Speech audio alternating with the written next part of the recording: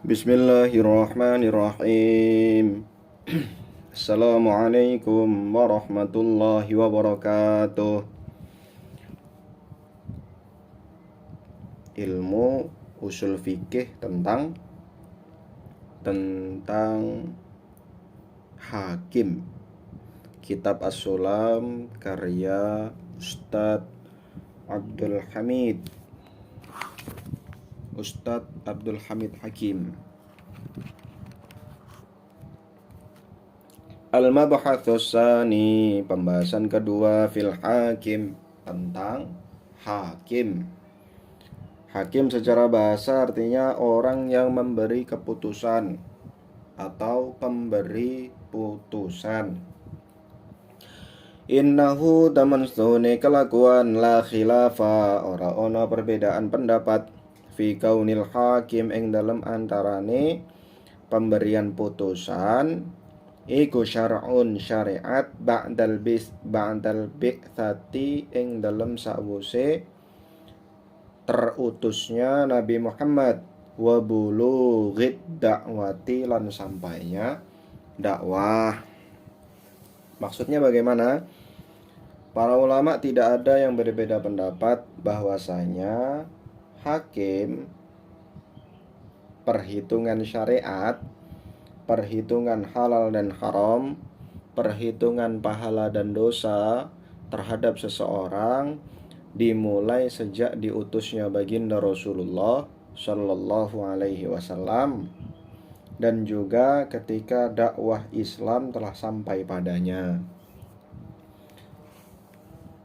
Jadi kapan seseorang itu dihitung berdosa ataupun berpahala? Ketika ilmu Islam, ketika dakwah Islam itu sudah sampai kepadanya. Seandainya dia hidup di sebuah pedalaman, kemudian tidak pernah sampai berita Islam kepadanya, berita ketuhanan kepadanya, kemudian dia hidup tanpa mengenal Allah Subhanahu wa taala, maka dimulainya penghitungan amal baik dan buruknya itu sejak dakwah masuk. Kalau seandainya sampai mati dia hidup dalam keadaan sedikit pun tidak mengenal apa itu Islam, apa itu iman, maka dalam kasus ini para ulama itu berbeda pendapat. Wa amma qabla dzalika, anapun ing dalem sadurunge terutusnya Nabi dan sebelum sampainya dakwah, faqalatil asy'ariyatu, maka para ulama Asy'ariyah berkata, la yata'allaqu lahu azza wa jalla, la yata'allaqu, tidak berhubungan, lahu kepada Allah, apa hukum bi af'alil mukallafin, dengan perbuatannya orang mukallaf. Maksudnya itu orang yang hidup sebelum sampainya dakwah baginda Rasulullah kepada mereka, Allah Subhanahu wa taala tidak menghukum perbuatan orang mukallafnya mereka. Kalau orang yang tidak mukallaf kan jelas tidak dibebani dengan syariat. Makanya di sini ungkapannya itu bi af'alil mukallafin, bukan bi af'alihim atau bi af'alin nas. Karena manusia itu dalam menerima hukum syariat terbagi menjadi dua. Ada kalanya mukallaf, ada kalanya ghairu mukallaf. Kalau ghairu mukallaf nggak usah dibahas. Setelah terutusnya Nabi pun orang mukallaf, orang yang ghairu mukallaf, belum mukallaf, itu belum dibebani dengan syariat. Sehingga di sini teksnya itu menggunakan af'al mukallaf. Fala yahrum, sehingga tidak haram, tidak terlarang, apa kufrun kufur, wala yajibu, dan tidak wajib, apa imanun iman. Sehingga orang yang hidup dalam keadaan belum sampai dakwah Nabi kepada mereka, maka mereka itu tidak wajib untuk iman dan tidak terlarang untuk kufur. Wastadallu, dan mereka berpendapat, para ulama Asy'ariyah berpendapat, mengambil dalil biqaulihi ta'ala, dengan firman Allah ta'ala, wa ma kunna mu'adzabina hatta nab'atha rasula, Quran surat Al-Isra ayat 17. Wa ma kunna mu'adzabin, wa ma kunna mu'adzibin. Salah. Wa ma kunna mu'adzibin hatta nab'atha rasula. Wa ma kunna dan ora ono sapa kita iku mu'adzibin mengazab hatta nab'atha sehingga mengutus sapa kita rasulan ing rasul. Artinya kami tidak akan mengazab sehingga kami mengirim utusan. Wa qaulihi ta'ala dan firman Allah ta'ala li'alla yakuna linnasi 'alallahi hujjatun ba'dar rusul. Li'alla yakuna supaya ne ora ono iku linnasi kanggo manungsa 'alallahi ing atase Allah apa hujjatun alasan ba'dar rusuli setelah datangnya utusan. Ini mengisahkan tentang kehidupan nanti di akhirat. Ada orang-orang yang beralasan ketika disidang kenapa kok maksiat, mereka beralasan belum dikirim utusan. Maka ketika di dunia ini Allah Subhanahu wa taala kirim utusan untuk menyampaikan dakwah ilahiyah kepada mereka, supaya nanti ketika di akhirat seandainya mereka beralasan dengan alasan tersebut, maka alasannya itu tidak dibenarkan. Wa qalatil mu'tazilatu dan orang-orang Mu'tazilah berkata innahu yata'allaqu lahu ta'ala hukmun bima adrakal aqlu fihi sifatun hasanun au qabihun.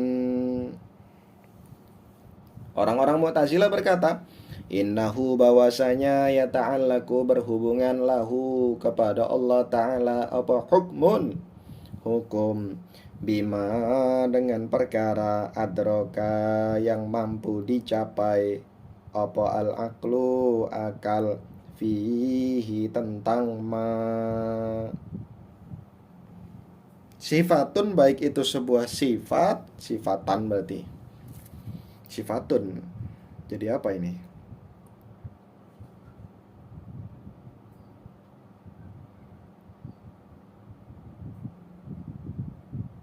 Wallahu alam ini jadi apa? Bima adrakal aqlu fihi sifatan hasanan. Sifatun hasanun.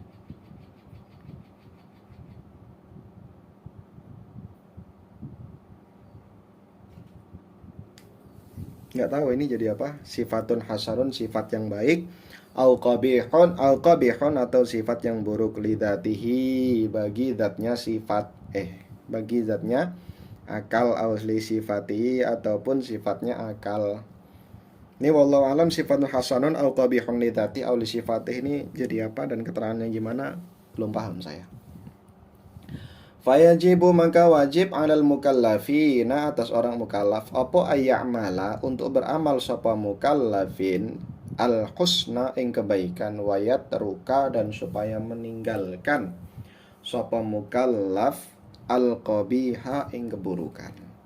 Maksudnya adalah menurut orang-orang Mu'tazilah, orang-orang yang tidak sampai dakwah kepada mereka sampai di akhirat juga akan disidang, bahwasanya mereka juga diperintahkan untuk melakukan kebenaran dan meninggalkan keburukan sesuai dengan akal manusiawi. Kalau dianggap akal itu baik, maka mereka harus lakukan. Kalau dianggap akal itu buruk, maka harus tinggalkan. Ini menurut orang-orang Mu'tazilah. Wallahu yu'akhidhuhu bihasbi ma yudrikuhu min dalika bisyar'i. Wallahu utawi Allah iku yu'akhidhuhu akan mengadab si mukallaf tadi bihasbi ma kalawan mirang-mirang perkara yudrikuhu yang mampu dicapai oleh si mukallaf. Bihasbima kelawan milang-milang perkara yudrikuhu kang mendapatkan sapa mukallaf ing ma. Maksudnya mampu dipikirkan oleh mukallaf tersebut. Min zalika dari perbuatan-perbuatan tersebut bisyar'i dengan syariat. Wastadallu dan mereka berdalil orang-orang Mu'tazilah Biqaulihi ta'ala, kelawan firman Allah Ta'ala, qul la yastawil khabithu wat tayyib. Qul, katakanlah wahai Nabi Muhammad, la yastawi, tidak sama, tidak sama, apa al khabithu, perkara yang buruk, wat thayyibu, dan perkara yang baik. Al-Maidah 100. Wa qawlihi ta'ala, dan firman Allah Ta'ala, wallahu ya'lamul mufsida minal muslih. Wallahu, utawi Allah, iku ya'lamu, mengetahui, al mufsida, ing orang yang berbuat buruk, minal muslihi, dari orang yang berbuat baik. Wallahu a'lam.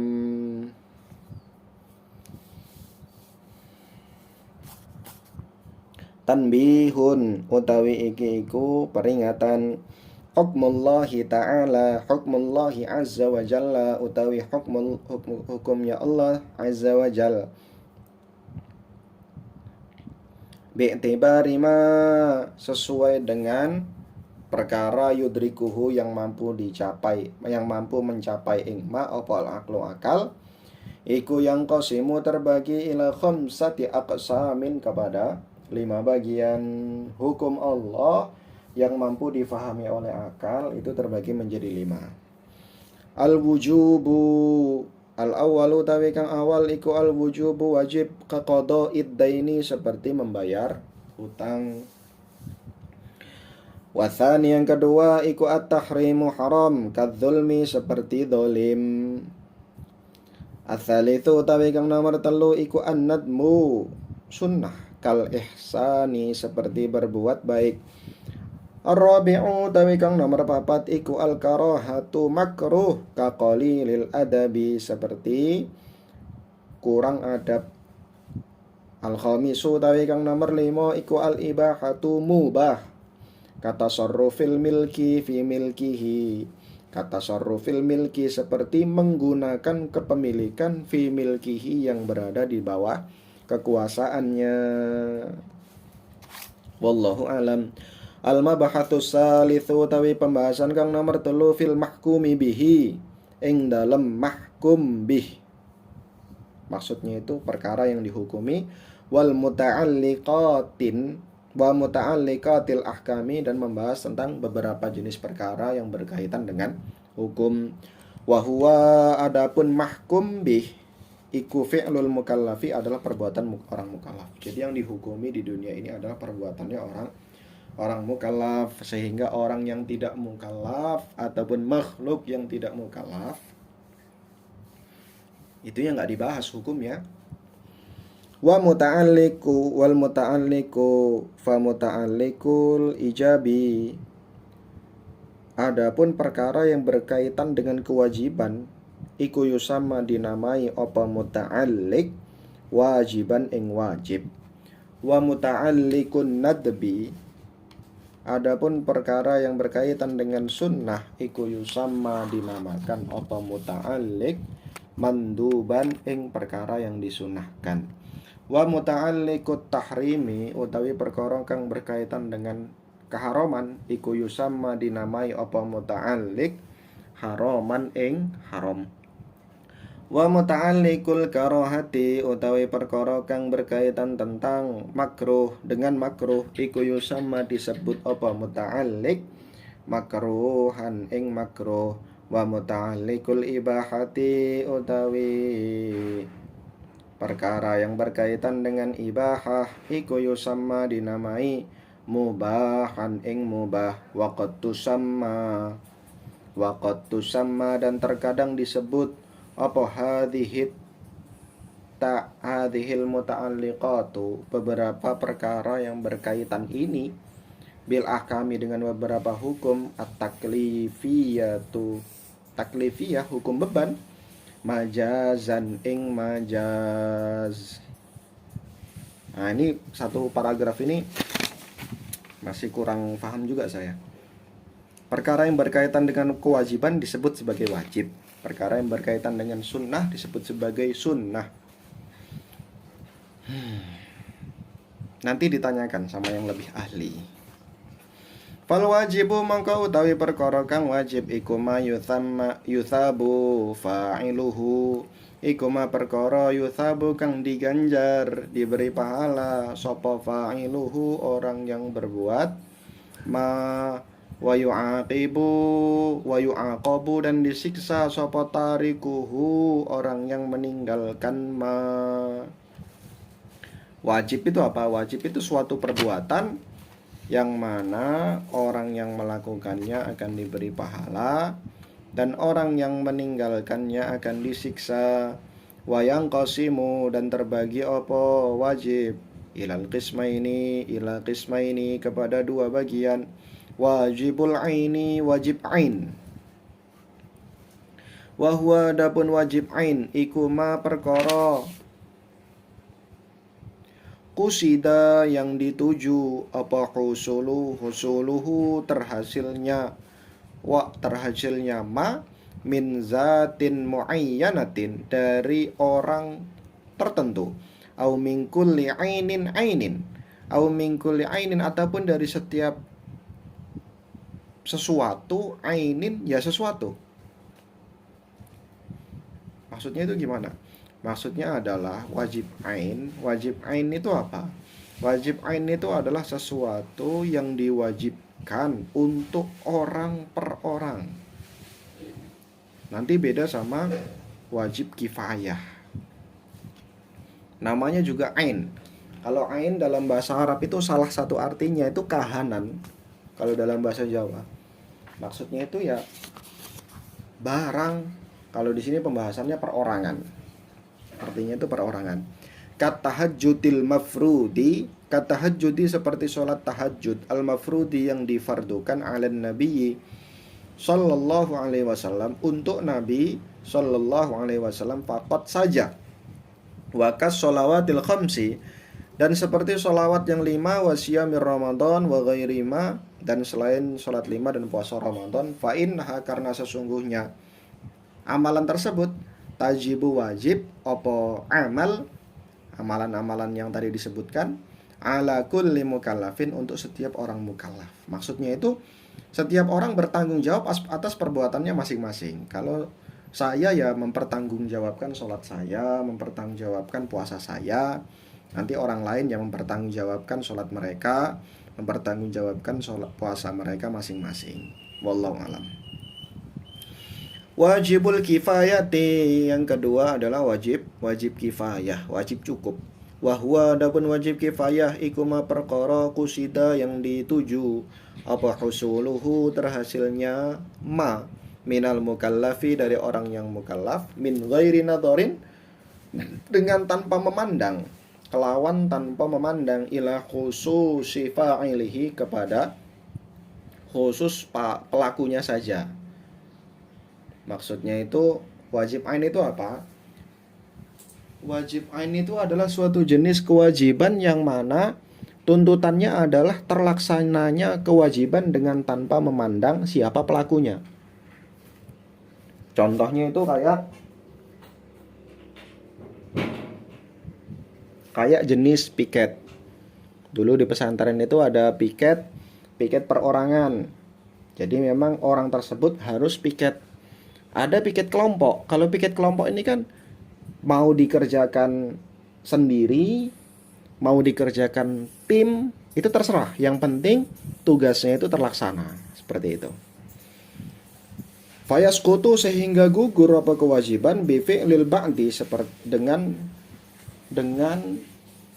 pelaksanaan sebagian orang. Kasolati, seperti sholat alil mayyiti, untuk mayit, wa dafnihi, dan menguburkan mayit, wa ghairi ma, dan selain perbuatan tersebut.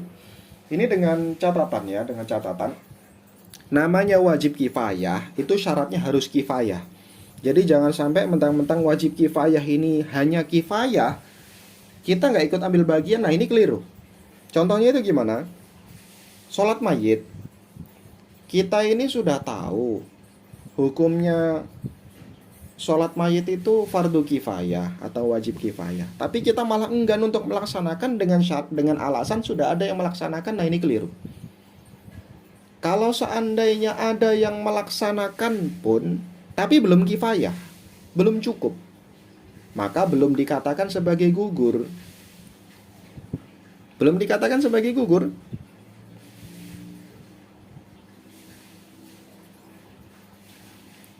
Jadi kalau seandainya satu mayit hanya diurusi satu orang, dan seandainya ngurusi satu orang, ngurusi satu mayit ini belum dikatakan pantas, maka kewajiban itu belum gugur. Sehingga kalau seandainya mayit itu terkuburkan pun tapi belum layak, maka satu kampung atau satu penduduk itu masih bertanggung jawab untuk melayakkan sistem penguburannya.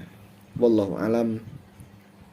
Wal mandubu, adapun mandub sunnah, ma yuthabu fa'iluhu, ma adalah perkara yuthabu yang diganjar, sapa fa'iluhu orang yang melakukannya, wala yu'aqabu dan tidak disiksa, sapa tarikuhu orang yang meninggalkannya, wayang qasimu dan terbagi apa mandub ila qismaini kepada dua bagian, sunnatul aini sunnah ain, kasolatir rawatibi seperti sholat rawatib, sunnatul kifayati yang nomor dua adalah sunnah kifayah, kataslim seperti mengucapkan salam, wa tashmitil atis dan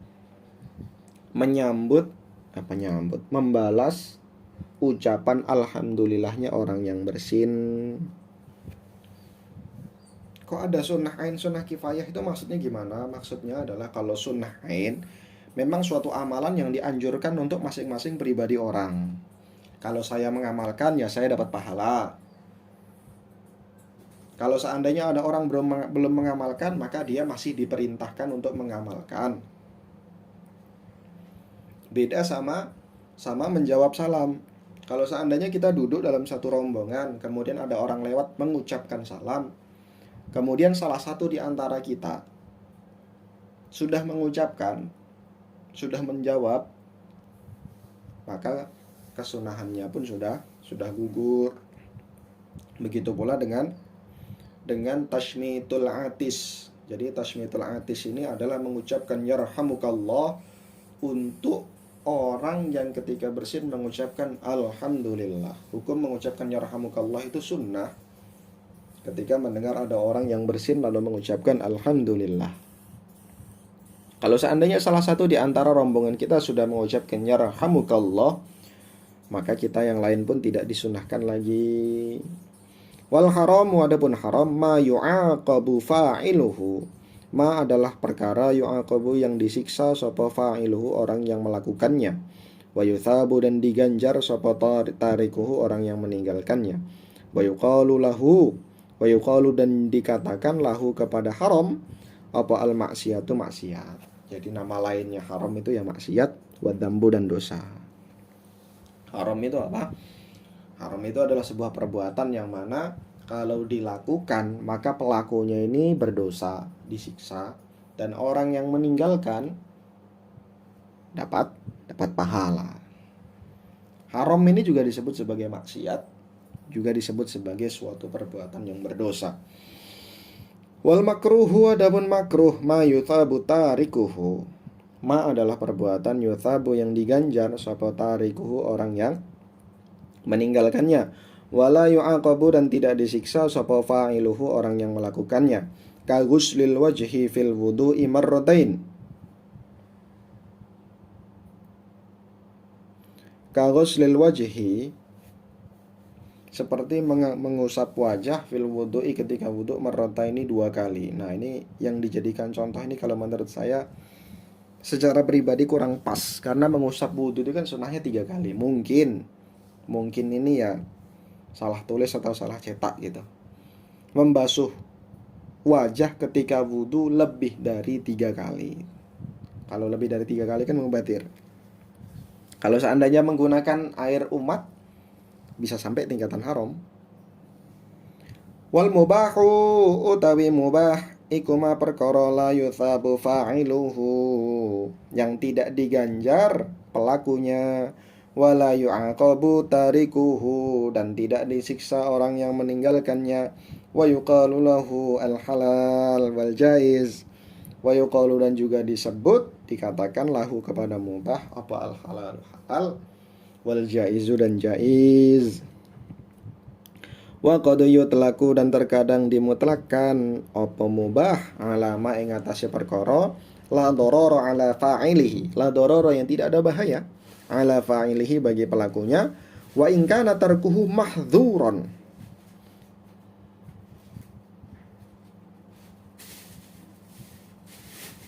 Wa in kana walaupun adanya tarkuhu meninggalkan mubah iku mahdzuran dicela. Kama yuqalu sebagaimana dikatakan apa damul murtaddi, darahnya orang murtad iku mubahun mubah. Jadi ada satu pendapat ulama yang mengatakan orang yang murtad itu halal dibunuh. Ai la darara ala man araqahu, maksudnya adalah tidak ada bahaya, tidak ada dosa, tidak dihukumi sebagai maksiat alaman ing atase wong araqahu yang mengalirkan darahnya orang murtad, membunuh orang murtad. Wallahu alam.